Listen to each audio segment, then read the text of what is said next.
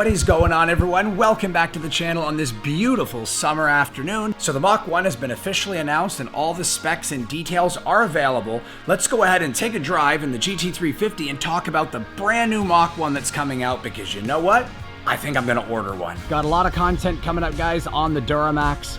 Finished ceramic coating it. That video is coming out in a couple of days. The truck looks fantastic. I've got a lot of things coming up on the Duramax that I've been wanting to do, guys. The WC Fab Delete and a couple other things as well. New exhaust for it, and I'm also going to be doing some suspension upgrades. So there's a lot of things coming to the Duramax.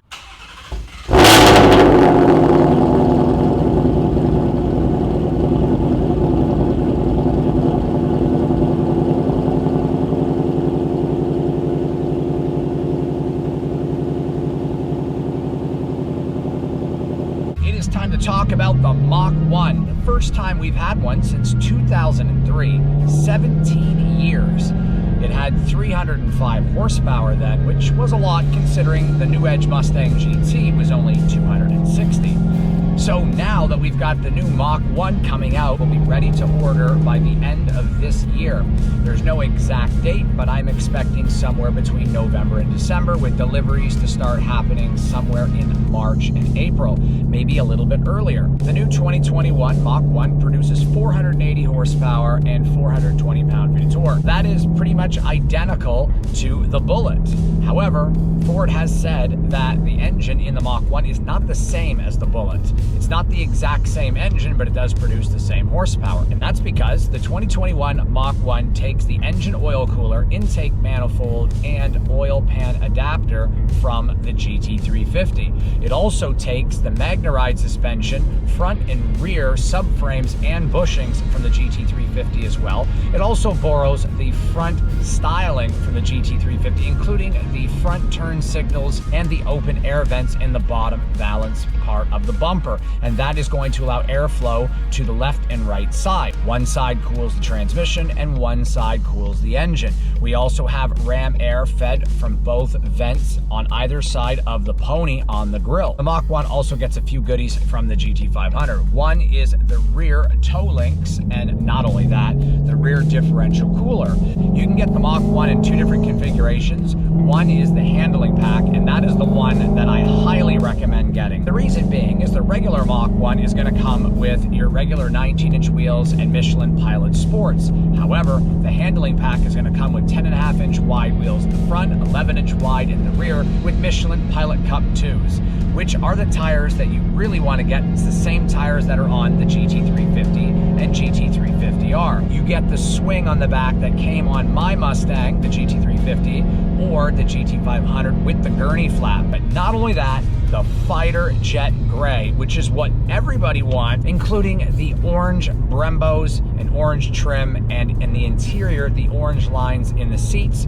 It looks absolutely incredible. The only way I will be ordering this car is the handling pack, and yes, I am going to order the Mach 1. I already have a GT350. I plan on getting a GT near the end of the year, beginning of next year anyway, so I figured instead of getting a GT, might as well get a Mach 1. I've got many options here for myself, which I'm going to talk about in a few minutes. And another great feature of the Mach 1, it comes with a manual transmission. Hashtag save the manuals.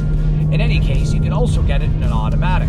Now, if you're asking, hey, what is this car gonna run me? Well, they're gonna be priced around $48,000 to $50,000. I would expect the handling pack to be about $55,000. It's hard to say exactly, but I would say right around $50,000 to $55,000, depending on the options you choose, which puts it about $10,000 less than the GT350 and about $10,000 more than the GT, maybe $15,000 more. So it's right in the middle. Let's talk about what everybody's gonna wanna ask, and that is, how fast is the Mach 1 gonna be? Well, let's start with the manual. We know it has the same horsepower and torque as the Bullet. Many people have that car, went to the track with it, it's been tested. The average quarter mile time is 12.5 at 115 miles an hour. So we can expect the manual Mach 1 to be right about the same. It might be just a smidge quicker, but I highly doubt it. I think we're really gonna be looking at times pretty much spot on with the Bullet. As far as the automatic is concerned, there's been no automatic GT350 or Bullets. We don't know. However, what we do know is with the Mustang GT with the automatic 10-speed, it ran the quarter mile in 12.1 at 118 or 118.9 miles per hour. So almost 119. We know that the Mach 1 produces a little bit more torque and 20 more horsepower. Now, with that being said, one could expect that the Mach 1 would be a little bit faster than the Mustang GT. And if that is the case, we probably could see 11.9s or really high 11s at about 120. It's hard to say, but I would expect the Mach 1 to break into the 11s very easily with a drag radial. So with E85 and a tune, it really wouldn't be hard to see that car breaking low 11s, high 10s with very little effort. With some serious bolt-ons, that car could probably be deep into the 10s, like a 10.5, 10.6. Very quick car. The Mach 1's really not geared towards drag racing, or at least not just drag racing. It's a road course car, so how will it handle? Ford claims 150 pounds more of downforce in comparison to the Performance Pack Mustang. The belly pan on the Mustang, along with some of the other changes in the aerodynamics of the Mach 1, are going to increase more downforce in the car versus the Performance Pack Mustang. So you're really getting a Performance Pack Mustang that has better aero, better handling, better design, and faster. It's worth $15,000 considering it's about $25,000 more to get the GT350. Another great thing about the Mach 1 is all trims are now going to be standard with the MagneRide suspension. And I can definitely tell you guys the MagneRide is superb. The GT350 that I'm driving right now has MagneRide, and I've come accustomed to it over the last few months, and I would say it's probably the best handling, if not downright the best handling car I've ever owned. And that is saying a lot considering I've owned a ton of cars, including Mercedes C63 AMG, BMW 335i, XI, Type R Integra. I've owned a bunch of cars, and this one just handles great. The Mach 1 is probably not going to be as good on a road course as the GT350R or the GT350, but I'm willing to bet it's going to be very close. And in the automatic trim, it just might be a little bit quicker just because autos are faster than manuals. It's really a gray area since the car is not out yet. Now, Mach 1 also comes with rev matching in the manual transmission option, which is something that I wish the GT350 had, although I wish there'd be a switch that you could turn it off and on. It's not really needed though. It's kind of great to have it as a potential option, but really only if you can turn it off and on, because I like to rev match on my own, which is really easy. There's no sense in having it as an option if you know how to rev match on your own, unless you can turn it off and on. This way you don't have to use it all the time, because when you're really in the spirit of driving and taking the corners, you want to rev match on your own. Oh my God. Oh man, listen to that. That's rev matching right there.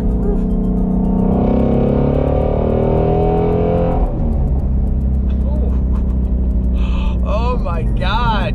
One thing I'm going to tell you guys for sure is I don't think that it's going to sound as good as that. It's going to sound good in its own way, but nothing sounds as good as this flat plane crank. The GT350 is probably the best sounding exhaust in the world.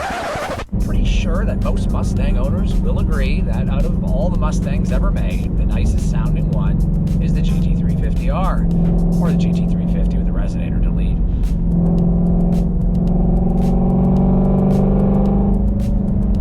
It just sounds so good.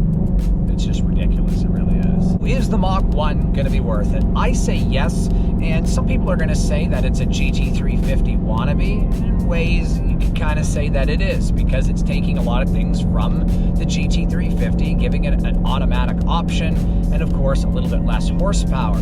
But there's a lot of things that GT350 owners can feel proud of. The Mach 1 is not really going to trespass or infringe on the value of the GT350 because of the flat plane crank and unique sound and characteristics of the GT350, and the fact that it's limited and has its own chassis number. I wouldn't say that the Mach 1 is necessarily going to be creating any problems for GT350 owners, and it's also safe to say there's a chance that GT350 will not return for 2021. And if that is in fact the case, that is the reason why Ford has released the Mach 1 Mustang, is they want to fill that gap. Because of copyright and trademark issues with Shelby, when their contract is up, they can no longer sell it or produce it. So they want something in their lineup that's going to be somewhat compatible, which is why the Mach 1 is taking a lot of things from the GT350. I mean, in reality, other than the flat plane crank, and of course the sound that comes with it, and it having less power, a lot of the other stuff is nearly identical.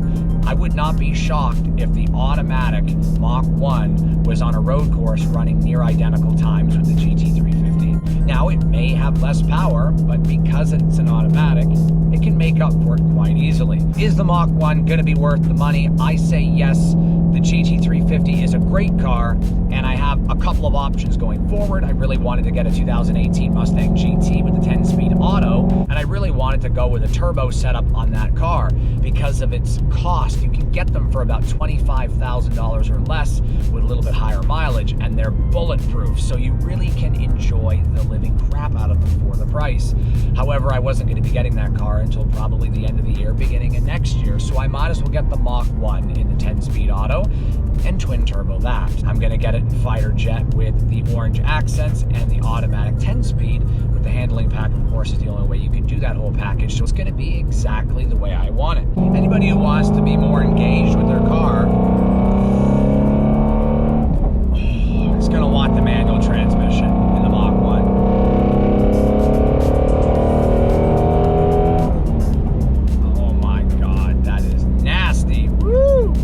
That is so nasty. You know what? Enough talk about the Mach 1. Let's just listen to the flat plane crank and let it do the talking for me. Mustang has really, really great quality in my opinion. Sure, it's not Lamborghini quality, but you're also not spending $300,000.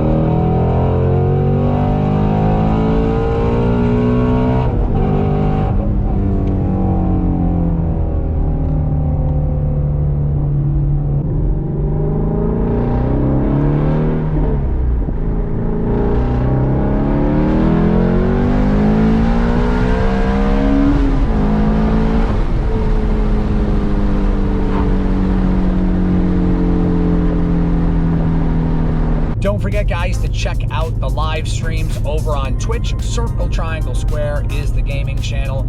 On Twitch, I had to call it Circle Triangle Squared with a D at the end because someone else had the name and is not using it, which really sucks. So check me out over on Twitch, Circle Triangle Squared, and we're going to be doing lots of streams there for gaming. If you guys are into gaming, there'll be no more gaming on Driveway Demons. So if you guys hated that, there'll be no more on this channel. If you loved it, go over to Twitch and also my YouTube channel, Circle Triangle Squared. YouTube is more for the uploads and some streams, news, gaming highlights, tips and tricks, stuff like that. And the live streams are over on Twitch. So definitely check those channels out. And my personal vlog, Joseph Corey, camera reviews, photography, life, travel, fashion, all kinds of stuff. I want to thank you guys for stopping in. I got lots of stuff on the way for the Duramax and the GT350. If you guys are stopping in for the first time, go ahead and punch that subscribe button, smash the like button, comment below. What do you guys think? Would love to hear your thoughts on the Mach 1 and the fact that I'm going to be ordering it. And we'll see you guys on the next video. Have a great day. Stay safe out there in these strange and harsh times. I will see all of you guys on the next video. Take care, guys.